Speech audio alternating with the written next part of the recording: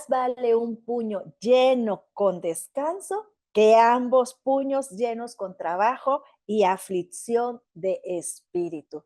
Palabras del predicador en este libro de Eclesiastés que hemos estado estudiando, meditando, mirando, ¿verdad? Todo lo que debajo del sol le acontece al hombre en general. Y hoy estoy con mi querida Clau Sánchez desde el puerto de Veracruz, bellísimo puerto de Veracruz. Mi Clau, buenos días, gracias por estar acá. Como ves, vamos a ver este hermoso capítulo 4 de Eclesiastés que daré de inicio lectura a él. Hemos orado, gracias por estar acá, hemos orado para que, bueno, seamos dirigidas por el Espíritu Santo y hable nuevamente a nuestro corazón, como también oramos para que lo haga al tuyo. Dice así: me volví y vi todas las violencias que se hacen debajo del sol, y he aquí las lágrimas de los oprimidos, sin tener quien los consuele. Y la fuerza estaba en la mano de sus opresores, y para ellos no había consolador. Y alabé yo a los finados, los que ya murieron, más que a los vivientes, los que viven todavía. Y tuve por más feliz que unos y a otros, al que no han sido aún, que no han visto las malas obras que debajo del sol se hacen. He visto asimismo que todo trabajo y toda excelencia de obras despierta la envidia del hombre contra su prójimo. También esto es vanidad y aflicción de espíritu. El necio cruza sus manos y come su misma carne. Más vale un puño lleno con descanso que ambos puños llenos con trabajo y aflicción de espíritu. Yo me volví otra vez y vi vanidad debajo del sol. Está un hombre solo y sin sucesor, que no tiene hijo ni hermano, pero nunca cesa de trabajar, ni sus ojos se sacian de sus riquezas, ni se pregunta, ¿para quién trabajo yo y defraudo mi alma del bien? También esto es vanidad y duro trabajo. Mejores son dos que uno, porque tienen mejor paga de su trabajo. Porque si cayeren, el uno levantará a su compañero, pero ay del que está solo, que cuando cayere, no habrá segundo que lo levante. También si dos durmieren juntos, se calentarán mutuamente. Mas ¿cómo se calentará uno solo? Y si alguno prevaleciere contra uno, dos le resistirán, y cordón de tres dobleces no se rompe pronto. Mejor es el muchacho pobre y sabio que el rey viejo y necio que no admite consejo, porque de la cárcel salió para reinar, aunque en su reino nació pobre. Vi a todos los que viven debajo del sol caminando con el muchacho sucesor que estará en lugar de aquel. No tenía fin la muchedumbre del pueblo que le seguía. Sin embargo, los que vengan después tampoco contentos de él, tampoco estarán contentos de él. Y esto es también vanidad y aflicción de espíritu. Seguimos mirando la aflicción del predicador, de todo lo que acontece de este lado de la eternidad. Y ahora inicia, ¿verdad? En el capítulo anterior vimos cómo él decía que todo tenía su tiempo, ¿verdad? Y ahora él habla de cómo observaba las violencias que se hacen debajo del sol y cómo hasta decía, ¿no? Las lágrimas de los oprimidos que no tienen quien les consuele. La fuerza estaba en la mano de sus opresores y para ellos no había consolador. Pero tú y yo tenemos al mayor consolador. Si es verdad que vivimos, ¿verdad, mi Clau? En un mundo lleno de injusticia, en un mundo en que se oprime, ¿verdad? Al más pobre. Si es verdad que hay muchos que no tienen consuelo, ¿cómo ves que nosotros podamos ver, verdad, más allá, más por encima del sol, como hemos estado diciendo, que tenemos a ese gran consolador ante todo lo que nos acontece debajo del sol? Adelante, mi Clau, bienvenida. Sí, pues Dios les bendiga a todos, ¿verdad? Saludo, ¿verdad? Desde acá del puerto de Veracruz. Y pues como hemos estado, ¿verdad? Estudiando y meditando en este libro de Eclesiastés, ¿verdad? Ahora en este capítulo 4, ¿verdad? Observamos en la lectura que nuestra hermana Luz ha, pues dado, esta lectura, que hay como un contraste ahora, ¿no? Del capítulo anterior, ¿verdad? Cómo, este autor señala, ¿verdad? También las injusticias y aquí en el 4, ¿verdad? Hace como una narración de la esperanza que habíamos encontrado en los capítulos anteriores. En este capítulo es como si perdiera la esperanza, ¿no? Y consideraba el problema de la injusticia y de lo que los opresores, ¿verdad? Hacían, ¿verdad? Para los más pobres, ¿no? Y estas violencias que se generaban debajo del sol y podemos decir así, ¿no? Que estaba como que en un estado de depresión, algo así, ¿no? De ver toda esta tristeza, ¿no? Y que él observaba. Y bueno, y él empieza, él dice, ¿no? Y me volví, dice, y vi todas las violencias que hace debajo del sol, y he aquí las lágrimas de los oprimidos, ¿verdad? Sin tener quien los consuele. Y vemos también en los proverbios que estudiábamos, en los videos anteriores, cómo la opresión ha estado de continuo y quiero manejarles un proverbio, ¿verdad?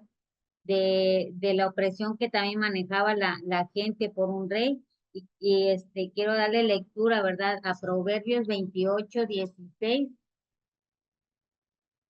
Vamos a ir a Proverbios 28:16 para ver un poquito de esto, ¿verdad? Y que el autor de Eclesiastés, pues creo que con justa opinión y aflicción, pues él observaba todo esto. Proverbios 28:16, que dice así: el príncipe falto de entendimiento multiplicará la extorsión, mas el que aborrece la avaricia prolongará sus días. El príncipe falto de entendimiento, o sea, que habla de una posición, ¿verdad? Superior al pobre o al el más necesitado, o tal vez al pueblo, ¿no? Dice el príncipe falto de entendimiento multiplicará la extorsión. O sea, está hablando de un gobierno, ¿verdad? Lleno de corrupción y tal vez este Salomón, ¿verdad? Observaba tal vez en otras naciones esto que pudiera haberse manejado y creo que no estamos muy lejos de ver y observar estas cosas, ¿verdad? Y entonces él decía que veía las lágrimas de los oprimidos, ¿verdad? Y eso le causaba, pues, yo creo que también, algo de tristeza, ¿no? Y que no tenían consuelo, ¿verdad? Y la fuerza estaba en la mano de sus opresores y para ellos no había consolador.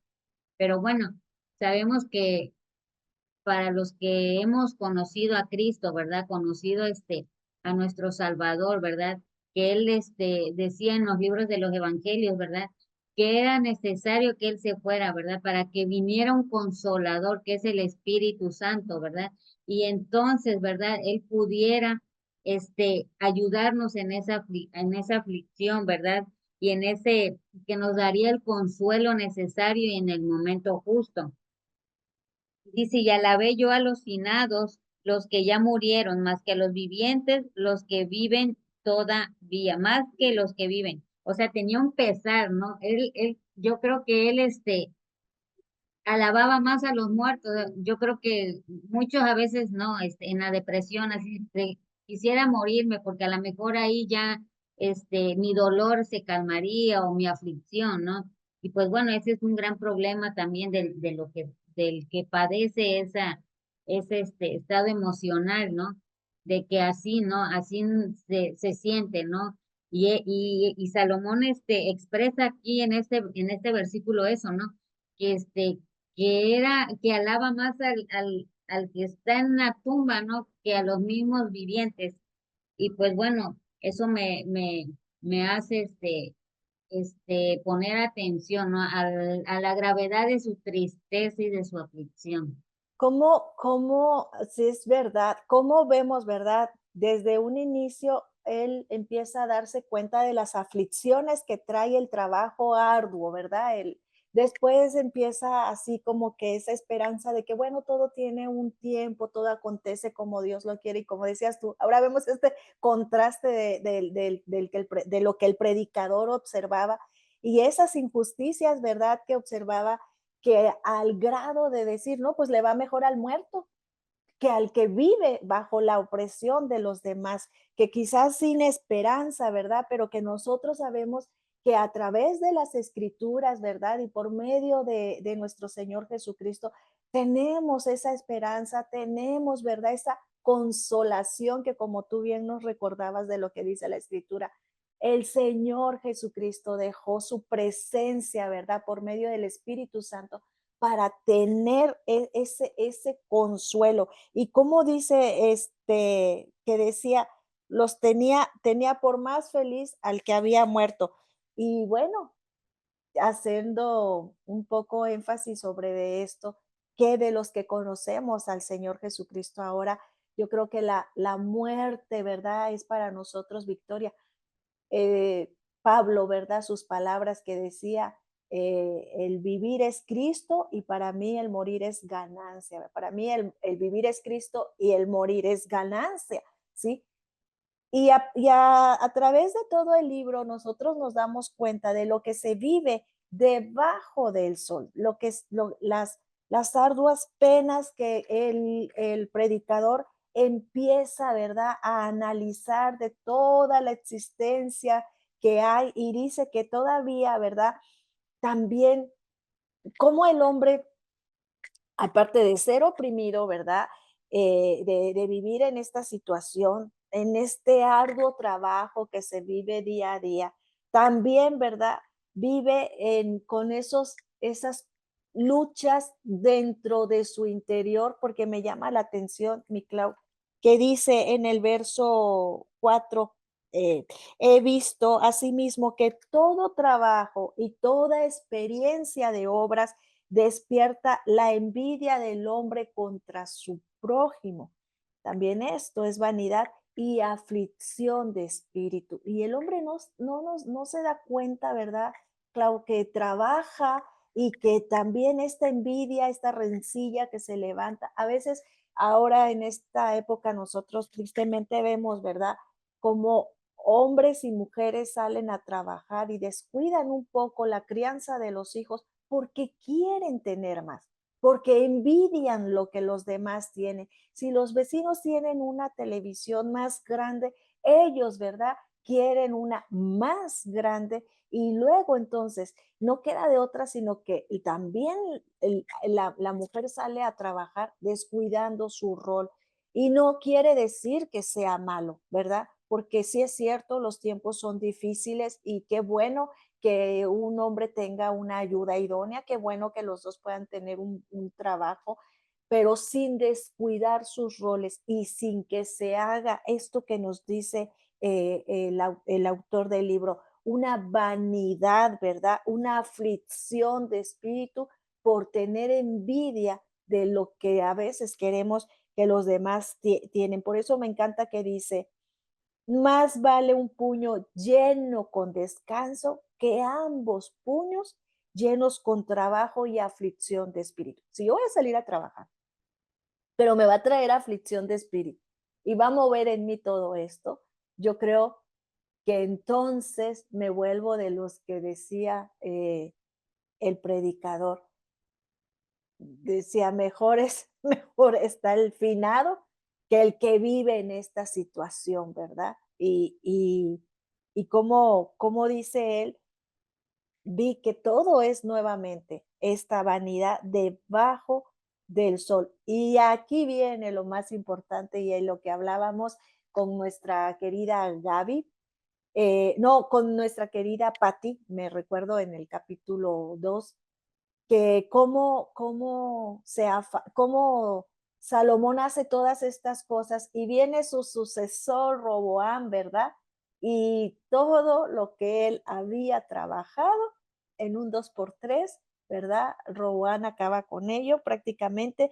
Y aquí habla precisamente de eso, de que está un hombre solo, sin sucesor. El verso 8, mi Clau, que no tiene hijo ni hermano, pero nunca cesa de trabajar, ni sus ojos se sacian de sus riquezas, ni se pregunta, ¿para quién trabajo yo y defraudo mi alma del bien? Volvemos a hacer énfasis en que no es malo el trabajo. No es como lo dice una canción, ¿verdad? Que el trabajo lo hizo Dios como castigo.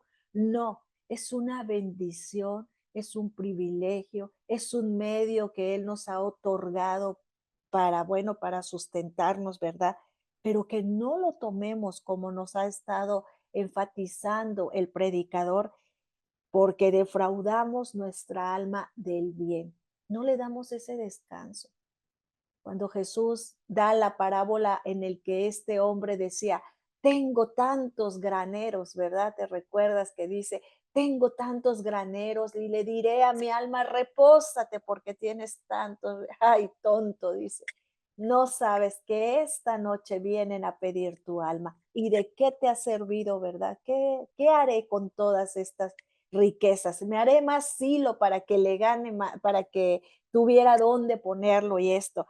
Asimismo, nos vuelve a hacer énfasis aquí este autor sobre todavía que no tiene sucesor, ¿verdad? ¿Para qué? ¿Para qué trabajar tan duramente, tan arduamente, afanadamente, verdad, mi Clau? Y es, venía a mi memoria también la historia del hijo pródigo, ¿no? Que los dos hermanos, ¿verdad? Estando en casa de su padre, ¿verdad?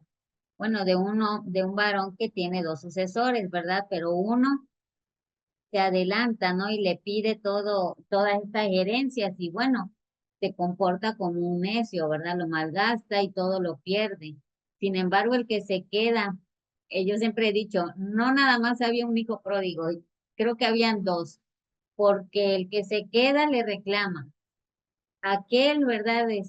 Que te pidió la herencia, y que tú se la has dado y lo malgasta en fiestas y en mujeres, dice, ahora lo alabas, y hasta le haces fiesta, ¿no? Y ese corazón de ese hermano lleno de envidia, porque es cierto, esa es una evidencia de la envidia de que él malgastando, ¿no? Y aún regresa, ¿no? Y y pide perdón al padre, y él ve esta escena, ¿no? Y que no quiere ni tan siquiera convivir en esa fiesta de bienvenida, ¿no? Y el padre le dice, y creo que es una buena explicación que esta parábola, esta enseñanza nos da, porque aquí el punto es que el Señor nos hace ver que no era lo material, sino el corazón arrepentido, y que un padre, ¿verdad? No iba a desechar ese corazón arrepentido, y que y el mismo padre le dice, deberías de gozarte, porque tú eres el que no te perdiste, sino que estás conmigo y eres partícipe de mi herencia, ¿verdad? Cuando hablamos de todas estas, trabajo, ¿no? Debajo del sol y esta envidia y todo eso, ¿no? Y vemos el otro punto que nos habla aquí el predicador, ¿no? Que cuando un varón está solo, no tiene hijos, no tiene esposa, ¿verdad? Dice, y ese que aprovechará, ¿no? Este, y pues es cierto, ¿no? Bueno, al menos a mí me causa un poquito de tristeza, ¿no? Porque ciertamente más adelante hay un pasaje, en el verso 9 que dice, mejor son dos que uno porque tienen mejor paga de su trabajo, porque si cayere el uno, levantará a su compañero, pero hay del solo, como nos muestra en el verso 8 dice que cuando cayere no habrá segundo que lo levante, ¿verdad? Ese es un poquito más triste aún el que está acompañado, ¿verdad? Porque ciertamente si uno cayere, ¿verdad? Dice, tendrá una mano que lo ayude, Y más adelante dice, ¿no? Cordón de tres dobleces, ¿verdad? Que esto entendemos que si son tres, ¿verdad? Que en este verso nos muestra que el tercero es el Señor, porque hablando familiarmente o hablando en un matrimonio, ¿verdad? Si somos hombre, varón, mujer, ¿verdad? Y tenemos al Señor como nuestra ayuda y nuestro apoyo, ¿verdad? Pues ¿quién más el Señor que nos levanta, que nos fortalece y nos guía, ¿verdad? Y entonces él dice, ¿no? Él ve esta escena que él solo, pues más tristeza da. Si aún en pareja da tristeza, ¿no? Imagínense el solo, ¿verdad? Pero la escritura también nos habla de que no estamos solos, sino que el Señor es nuestra fortaleza, el Señor es nuestro Padre, el Señor es el todo para el ser humano. Entonces, aunque en este pasaje, hablando de una manera tan triste y tan depresiva, él está consciente de que hay alguien más superior, como dices tú, Luz, arriba en los cielos, ¿verdad? Arriba más allá del sol, dice una canción, que hay una morada, que hay un padre que nos tenemos una promesa, ¿no? Y entonces, pues todo esto, ¿verdad? Yo creo que en un momento así, el observar esta vida y este dirigir del mundo, ¿verdad? Le causa esa tristeza, pero ciertamente, hay un Dios que nos dice que no estamos solos y eso también, pues trae a mi mente, ¿verdad? El Espíritu Santo, que el Señor dice, cuando Jesús vino y dijo que les dejaré el consolador, dice que Él también estará con nosotros hasta el fin del mundo. Entonces, aquí en su tristeza, el Salomón habla, pero tenemos, de verdad, ese consuelo y esa esperanza que el Señor Jesucristo nos dijo que no estaríamos solos, sino que el Espíritu Santo estaría con nosotros. Sí, así es, él nos dejó ese consolador. Y eso que decías, ¿verdad? Del trabajar mejor 2 que uno. Y qué bueno, ¿verdad? Que con la ayuda del Espíritu Santo, que está con nosotros en estos tiempos. Decía yo al inicio, ¿verdad? No es que sea malo que la pareja trabaje, ¿sí? No es eso, no, sino que, porque bueno, el Señor le dio a Adán, ¿verdad? Él creó a Adán y le das a la mujer como ayuda idónea y los puso a ambos para que labraran la tierra, ¿sí? Él les da ese y hace ese compañerismo, porque sí, indudablemente mejor son dos que uno. Fíjate que a la luz histórica de en lo que acontecía en esa época, los mercaderes tenían que atravesar por largas distancias el desierto. Entonces, quien se atrevía a atravesarlo solo, podía acontecer lo siguiente y que lo vemos en la parábola del buen samaritano. Cuando Jesús habla de esta parábola, habla de un hombre que posiblemente se dice, ¿verdad? Porque era lo que sucedía en la época, que al trasladarse de un lado a otro con su mercancía, ¿verdad? Que iba trabajando, lo saquearon, lo golpearon. Entonces, era mejor que fueran en compañía, ¿sí? Para que se defendiera el uno del otro cuando atravesaban por ese desierto. Y la otra era que cuando dice que cuando los dos dormían juntos, ¿sí? Que se iban a calentar, era porque en el desierto les ganaba la noche y entonces para que no murieran de frío, se ponían de espalda con espalda para calentarse los dos, ¿sí? Eso acontecía, como que esa alegoría o esa parábola la toma Salomón para decir de esto, pero también, ¿verdad? Que por eso dice, y si alguno prevalece contra uno, dos le resistirán y cordón de tres dobleces no se rompe pronto. Que tenemos ahora la ayuda, ¿verdad? Del Espíritu Santo y todo. Y fíjate cómo el Señor crea al hombre y a la mujer y junto con él, ¿verdad? Este lazo que se tenía junto con el Señor como creador, ¿sí? Como padre, ese lazo que tenían en él, el hombre y la mujer, ¿sí? Esto es lo que ilustra Eclesiastés aquí en estos versos. Más valen dos que uno solo, pues tienen mejor pago por su trabajo, ¿sí? Porque si uno de ellos cae, el otro levantará a su compañero. Pero hay del que cae cuando no hay otro que lo levante.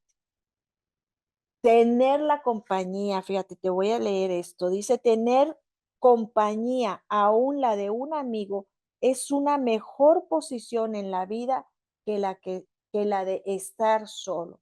Hay una necesidad mutua de confortarse, fortalecerse y alentarse.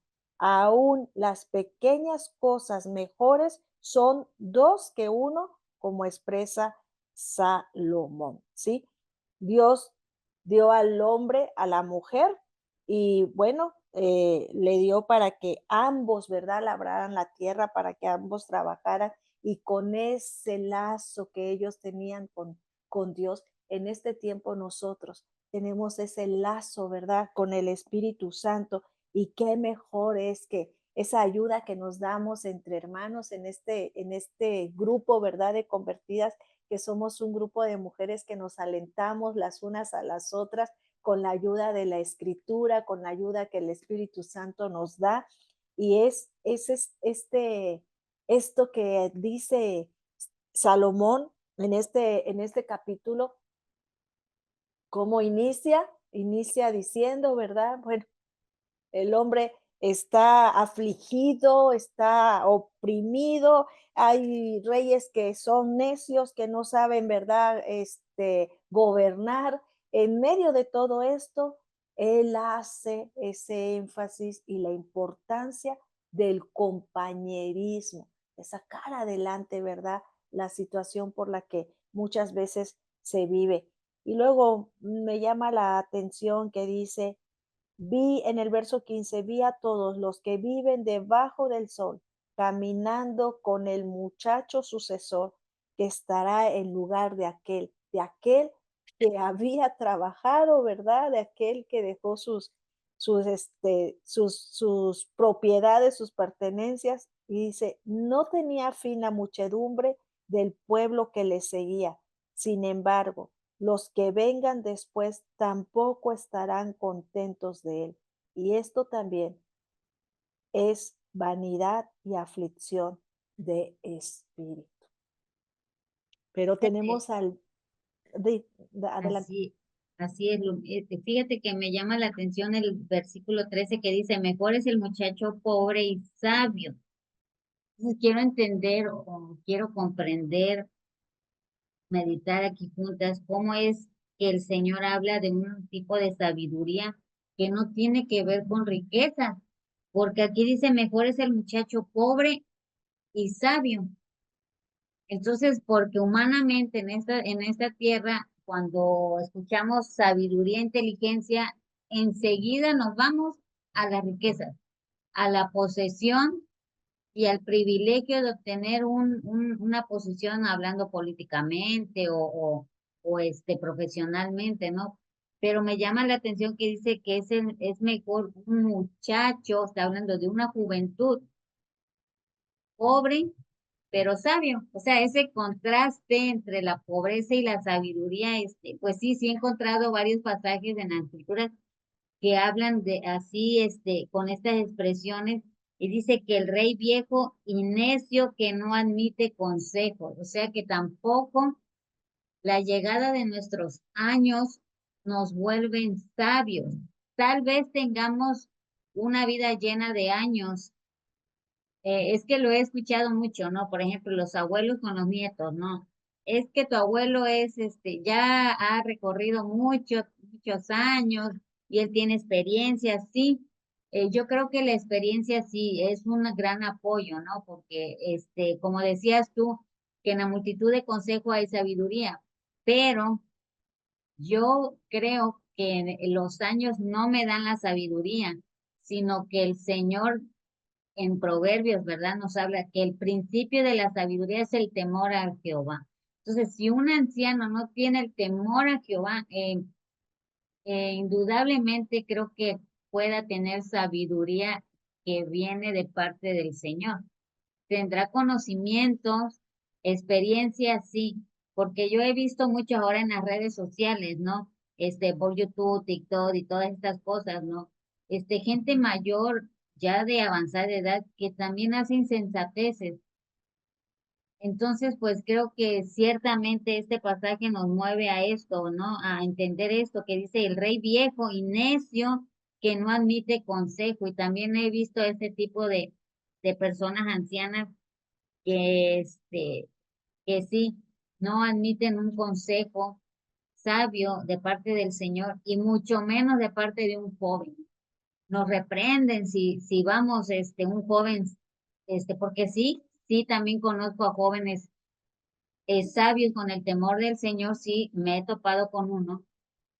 Y también he visto esta escena, ahora sí que me entiendo a Salomón en esta situación, sí he visto esta escena que el mismo adulto reprende al joven y dice, ¿qué podrás decirme y enseñarme, verdad? Pero cuando un joven se dispone a adquirir la sabiduría en las escrituras y en la presencia del Señor, yo creo que sí, sí podemos obtenerla, un joven sí puede obtener esta sabiduría y un anciano, ¿verdad? Entonces, pues te digo, este pasaje me llevó al corazón y a dar una reflexión desde el fondo, ¿no? Y a entender que la pobreza no tiene que ver nada con la sabiduría y la sabiduría no tiene nada que ver con la pobreza y mucho menos con los años. Con los años, así es, con la edad. Así es, mi querida Clau. Y esto es lo que nos ha estado enseñando precisamente el predicador desde la serie anterior, ¿verdad? Desde Proverbios, la importancia y lo que tú dijiste, el temor de Dios, ese es el principio de la sabiduría. Y que Él, ¿verdad? Mirando todas estas cosas, habla precisamente de los oprimidos, habla del que carece de entendimiento, del que se aflige en el trabajo, habla de la importancia de tener de tener ese compañerismo, pero sobre todo de tener esa sabiduría, sin importar la riqueza ni los años. Así que sigamos adquiriendo esa sabiduría, sigámonos profundizando en las escrituras y mirando, ¿verdad?